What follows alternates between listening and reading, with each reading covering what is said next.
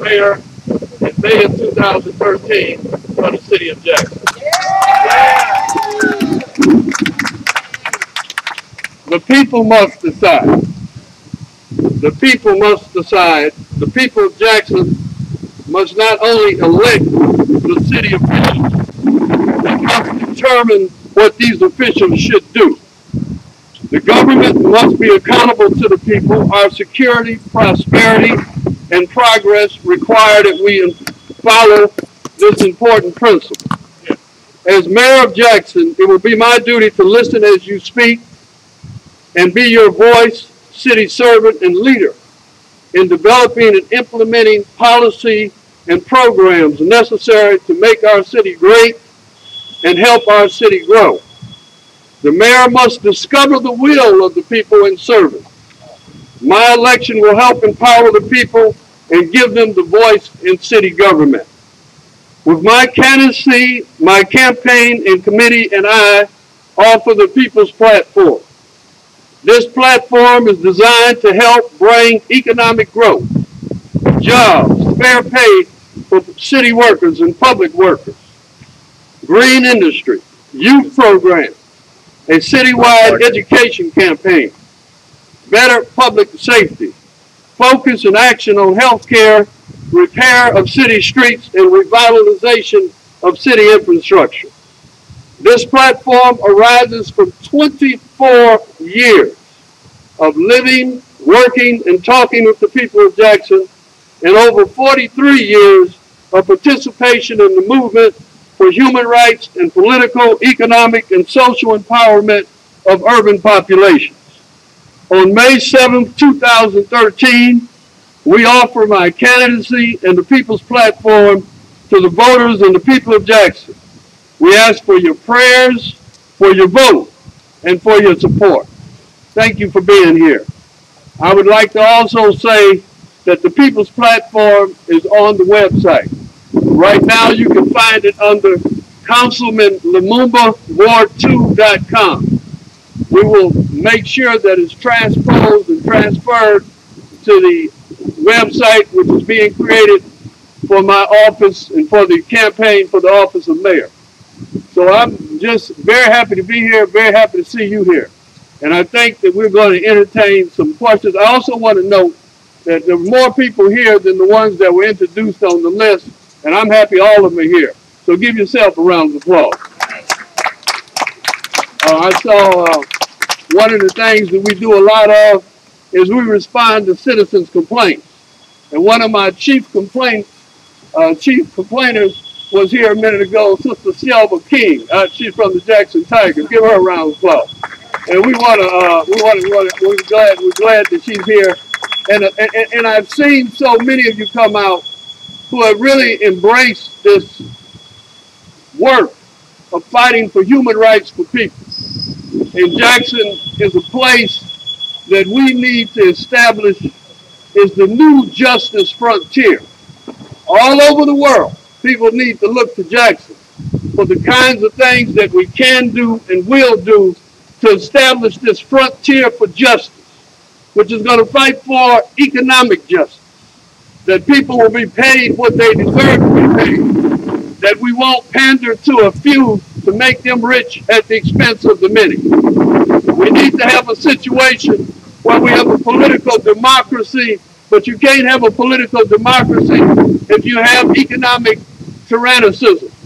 It can't happen. If you have an economic dictatorship with a few people with the wealth in their hands, then the few votes that people cast on election day are only cast for people who are well paid for at the time that they run in the first place.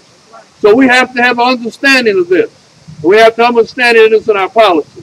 So we're going to set a direction for our city to make our city great and to help our city grow. And we're very happy that you have joined me in this campaign.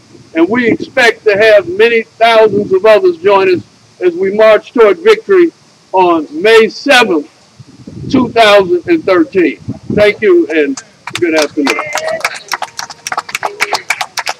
Any questions? Yes. Yes, ma'am. What drove you over inspiration to not run for reelection for Ward 2? You know, I live in Ward 2. Oh, my I God. love you so much.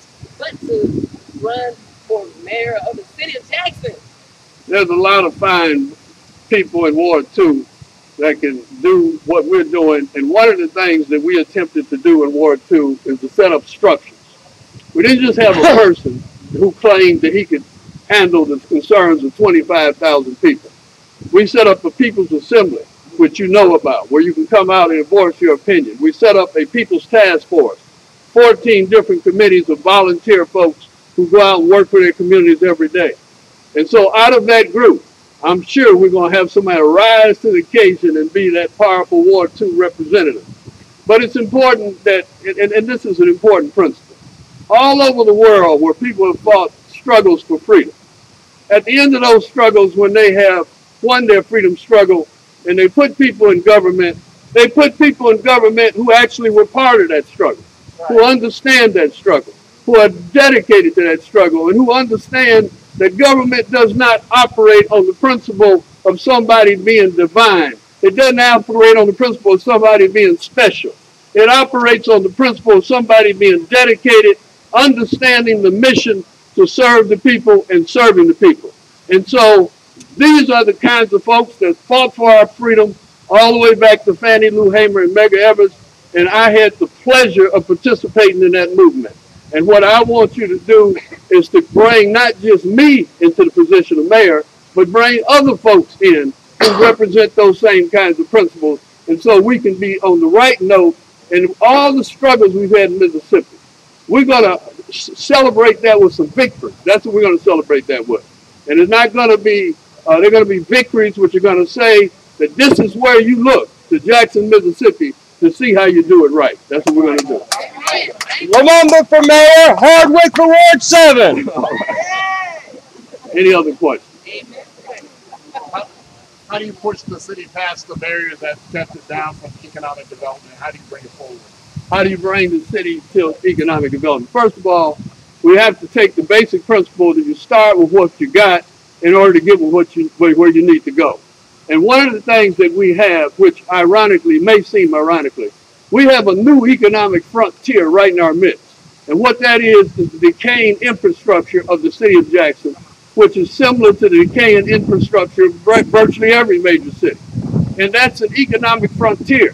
What that is an opportunity to give people jobs. What that is an opportunity to improve people's living conditions. What that is an opportunity to draw people and to invite people to participate in the struggle and to help to rebuild. If you're a young person nowadays, you can't do what I did when I walked and marched for the civil rights movement. But what you can do is you can come up and pick up some paper off the street and help clean out an area. You can come and you can help organize so we can fight against crime. You can help reduce the crime by talking to your neighbors. And so what I'm saying, and to answer your question directly, that economic frontier is where we need to turn our public dollars in order to employ more people and to pay the people who do that work more money so that they can turn that money right back around and put it into the tax base of the city of Jackson.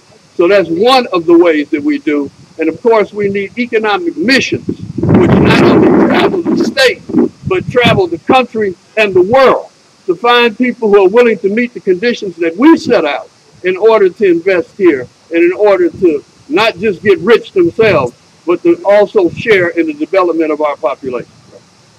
Okay.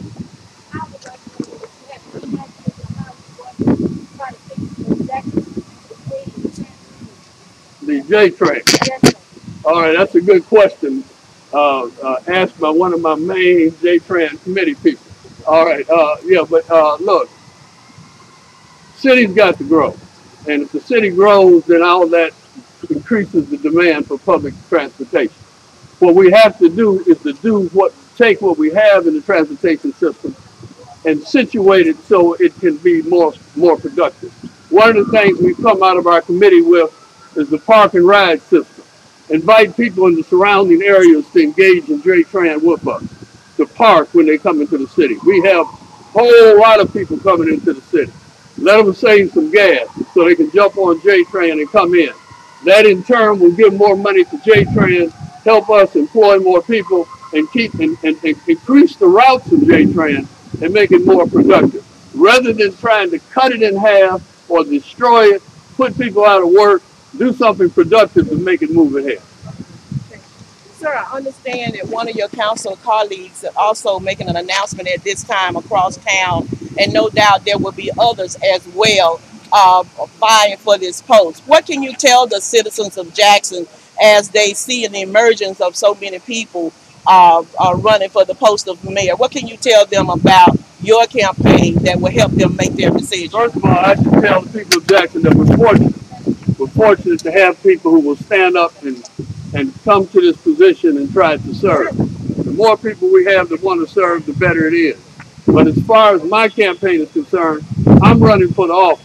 I'm not running against anybody. I'm running for the office. And so you won't hear me making negative campaign statements about anybody else. You're going to have to evaluate my track record based upon the track record of other people. If I say that I'll fight for human rights, then you check my track record and see if I fight for human rights. If I say that I'm against people being brutalized in the street and all kinds of criminal activity, then you check my history and see the days that I walked in Citizens Patrol and helped close down crack houses and things of that nature. When I helped over there over on Maple Street and Randall Street in order to silence some of the criminal behavior that was going on by offering alternatives to youth on one hand, and on the other hand, being firm against that kind of behavior. That's what we need to do. Right here today, one of the brothers whose name was read incorrectly was Lamont Roy. And he's one of the people that worked with me in the Jackson Panther basketball organization. We literally put hundreds of young people into schools, colleges, where they had a chance to go to universities that they never would have had a chance to go to before. We've seen these people matriculate and grow, and we're very proud of the work. He's gone on to establish a huge amount of activity in Jackson around youth athletics. That's one of the ways that we combat this thing called crime. We give our young people something positive to do, and not just bouncing a basketball, but we point them toward the university so they can get the kind of education that they can need in order to be productive. Okay. We're going to end it now, and due to the impending weather. But Attorney Lumumba will be available for individual interviews if you would like to meet with him.